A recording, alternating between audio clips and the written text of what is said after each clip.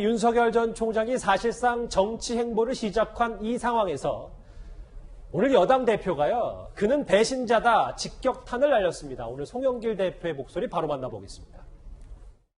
이해창 씨 같은 경우에 김영삼 정부에 의해서 감사원장 총리로 발탁됐지만 YS를 배신하고 나와서 대통령이 되겠다고 했지만 결국 실패했습니다. 파격적으로 승진이 돼서 서울중앙지검장, 검찰총장으로 문재인 대통령으로부터 일종의 발탁 은혜를 입었습니다. 근데 어찌됐건 이를 배신하고 야당의 대선 후보가 된다는 것은 도 이상 맞지 않는 일이라고 봅니다. 꽤 센 얘기를 했습니다, 송 대표가.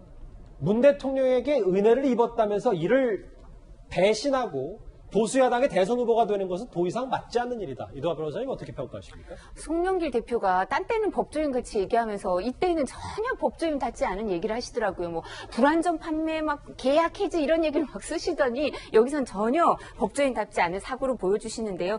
왜냐하면 대통령께서 임명을 할 때 살아있는 권력 수사를 하라는 거 보고 저는 그랬거든요. 그때 방송을 하면서도 윤석열 총장 임명한 걸 후회하실 텐데 살아있는 권력 수사하라고 임명장 주면서 격려하시는 거 보니까 문재인 대통령이 참 대단하시다. 안 그럼 저 살아있는 권력 수사하면 후회하실 수도 있을 텐데 저렇게 격려까지 하시는구나. 이렇게 말을 한 게 법조인들은 기본적으로 검찰총장, 대법원장 이런 사람들은 은혜를 입었다고 생각하지 않아. 서울중앙지검장이 오기수 뭐 발탁되고 뭐 이렇게 파격 고공검사에서 서울중앙지검장 되고 청와대에서 발표하고 이런 건 은혜라고 볼 여지가 있을지 몰라도 검사도 은혜를 입었다고 생각하면 안 되고요. 예. 검찰총장과 대법원장은 더하죠. 정치적 중립, 독립성 이런 걸 가져야 되니까요. 그래서 배신이란 말이 성립이 안 되는 것 같은데 왜냐하면 법조인들은 기본적으로 롤모델이 토마스 베케트예요. 헨리 2세랑 재판권 독립으로 싸우다가 암살돼가지고 그 캔터베리 그 주교로서 성지순례 대상이 되는 사람이 롤모델이에요. 그러니까 이때 토마스 베케트가 헨리 2세한테 임명할 때 그랬거든요. 저 임명하신 거 후회할 거라고 똑같은 얘기했는데 암살까지 돼요. 그리고 그 사람은 성지순례의 대상이 되는데 그런데 이런 윤석열 총장한테 그런 얘기를 한다? 이거는 뭐 통하지 않는 얘기고요.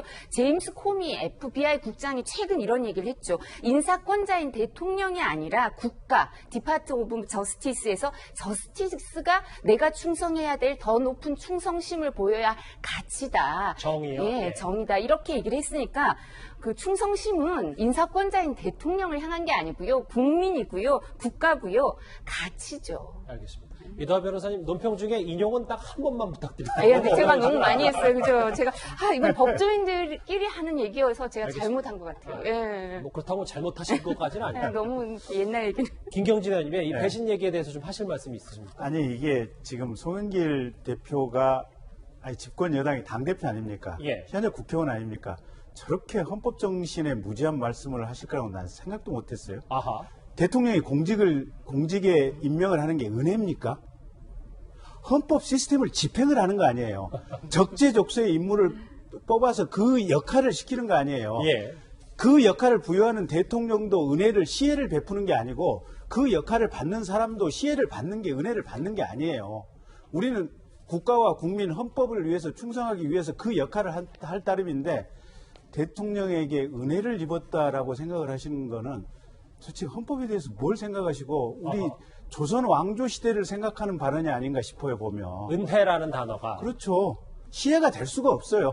대통령은 최선을 다해서 이 일 잘할 사람 뽑아서 정치적 중립을 지키면서 수사 잘할 사람 뽑아서 임명하는 것이 대통령의 책무고 그 대통령의 책무에 따라서 임명된 검사나 검찰총장은 최선을 다해서 국가 헌법 질서를 범죄 수사라고 하는 이 형태를 통해서 이게 일을 잘하는 것이 역할이에요 보면. 근데 그걸 가지고 은혜를 입었다 이렇게 얘기하시는 것은 어쨌든 현재의 헌법 질서에 따른 정신이 아니고 조선시대의 어떻게 보면 당파의 수령과 같은 말씀을 하고 있어서 알겠습니다. 하도 제가 말씀이 우스워서 제가 한 말씀 드립니다. 이도원 의원님, 혹시 네. 이게 배신이라는 단어가 정치권에 많이 회자가 됐던 게 박근혜 전 대통령의 유승민 전 의원 겨냥한 배시대 정치 뭐 이런 것도 연결이 되면서 송 대표가 여러 가지 보관을 갖고 윤석열 전 총장을 겨냥했다고 보십니까?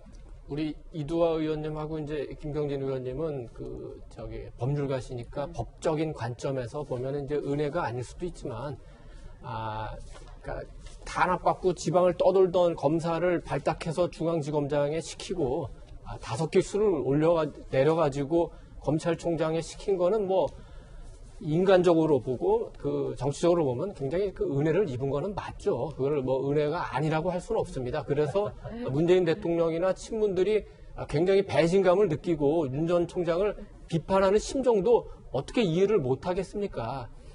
그렇지만 그 은혜라는 게 그 개인 간의 관계도 있지만 그 국가와 좀 더 크게, 좀 거창하게 말해서 역사와의 관계도 있는 겁니다. 예를 들어서 윤석열을 그 20여 년 동안 검사로 키워주고 이렇게 한 우리 공직사회 여기에 대한 은혜도 갚아야 되겠죠. 그 은혜는 뭐겠습니까? 검사로서 당연히 전 정권뿐만 아니라 현 정권 살아있는 권력도 수사하는 게 그 은혜를 갚는 거고, 또 우리 역사에서 이렇게 그 풍요롭고 민주적인 사회를 만들어낸 이 나라, 이걸 유지하기 위해서 올바른 그 방향으로 가게 만들기 위해서 정치를 하게 되면 그 방향을 잡는 것, 이게 더 큰 은혜를 갚는 거 아니겠습니까? 작은 은혜에 집착하는 사람을 정치적 소인배라고 합니다. 좀 큰 은혜에 중점을 둔 사람을 정치적 대인배라고 합니다. 그렇다고 해서 제가 송영길 대표가 소인배고 윤석열 전 총장이 대인배다 이렇게 얘기하는 건 아니에요. 그러나 송영길 대표는 지금은 당대표로서 당내 정치 우선 하니까 그 관점에서 봐야 되겠지만, 윤석열 전 총장은 그래도 이른바 대선 주자로서 좀 더 크게 대통령과의 관계뿐만 아니라 국민과의 관계, 좀 더 거창하게 말해서 역사와의 관계까지 생각하면 작은 은혜는 배신을 해도 괜찮다고 생각합니다. 김관욱 교수님, 근데 일부에서는 이 송 대표의 이 배신 발언, 윤 전 총장을 직격탄하는 부분이 요즘 당내에서 부동산 이 논란 때문에 꽤 시끄러우니까 시선을 좀 돌리려는 거 아니냐라는 얘기도 좀 나오는 것 같더라고요. 그렇지는 않은 것 같아요. 제 생각은 그건 아닌 것 같습니다. 뭐 당내 문제가 있긴 하지만 사실상 그 문제를 해서 국민들의 어떤 시선을 확 모은 것도 사실이거든요. 그러니까 민주당이 좀 변하려고 하는구나, 뭐 이런 노력의 어떤 부분들이 분명히 있고, 그런 과정 속에서 나타나는 어떤 갈등 상황이기 때문에 저는 생산적인 갈등이라고 봐요. 그거를 오히려 키우는 장면이 정치적으로 효과가 나오는 것이지, 지금 이 단어는, 이 발언은 사실상 그렇게 정치적 효과가 민주당이 긍정적으로 나오는 건 아닙니다. 그러니까 실질적으로 지금 이도훈 의원님 말씀하셨지만 뭔가 배려는 분명히 했어요. 하지만 그 상황 속에서도 이 정부 여당이 뭔가 윤석열 전 총장에게 기대한 게 있었죠. 그것이 이제 실현이 안 됐기 때문에 더 배신감을 느낄 수는 있겠지만, 그거를 적나라하게 표현한다 그래가지고 지금 뭐 상황이 바뀌거나 지금 윤석열 전 총장이 나올 걸 안 나오거나 뭐 그럴 가능성은 저는 전혀 없다고 보거든요. 저는 윤석열 전 총장이 본인을 위해서라도 나와야 된다고 생각해요. 노블레스 오블리주가 아니고 본인의 어떤 인생을 위해서 저는 나온다고 보는 사람이기 때문에 저는 뭐 어떤 경우든 나온다고 보는 거죠. 그래서 이런 차원이라 그러면 송영길 대표의 지금 발언은 사실상 정치적으로는 그렇게 긍정적 효과가 나오지 않는다. 저는 그렇게. 예. 어제 윤 전 총장의 첫 공개 행보에 대해서 국민의힘에서도 이준석 후보는 말씀 잘하셨다, 흠잡을 수 없는 행보다, 나경원 후보는 너무 압박 말아야 된다, 뭐 이런 얘기까지 뭐 비교적 긍정적인 평가를 내렸는데요. 이 주제 마무리하기 전에 이 소식도 짧게 하나만 짚어보겠습니다. 윤석열 전 총장의 성장 과정을 담은 책이 이제 발간이 됐는데, 이 책에는 의외로 이례적으로 윤 전 총장의 아버지인 윤기중 명예교수가 한 말도 있습니다.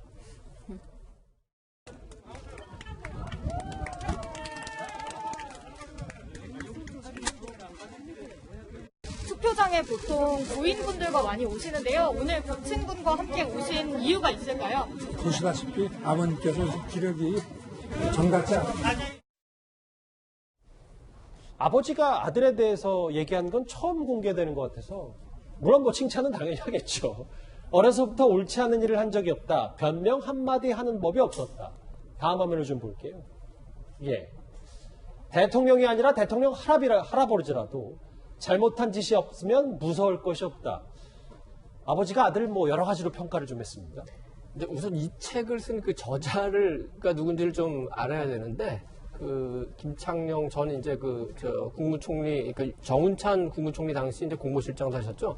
이분이 이제 그 충청도 출신인데, 충청도 출신 중에서 조금 이렇게 관계나 뭐 정계나 언론계에서 이렇게 활동을 많이 하시는 분이 들이 만드는 백소회라는 그 모임이 있습니다. 예. 윤기중 그 교수나 아마 김창룡 그 전 실장이나 다 그 멤버고 그렇기 때문에 그분들 굉장히 끈끈하거든요. 그러니까 편하게 얘기했을 겁니다. 그러니까 자연스럽게 아들에 대한 얘기도 나오고 윤기중 교수로서는 어떤 그 물어보는 사람에 대한 어떤 거리감이나 이런 게 없기 때문에 굉장히 편한 상태에서 얘기했을 거고 아들이 윤 교수가 원하는 만큼 올곧게 잘한 거에 대한 그 어떤 자부심 이런 거를 뭐 윤 교수가 갖고 있는 것 같습니다. 예.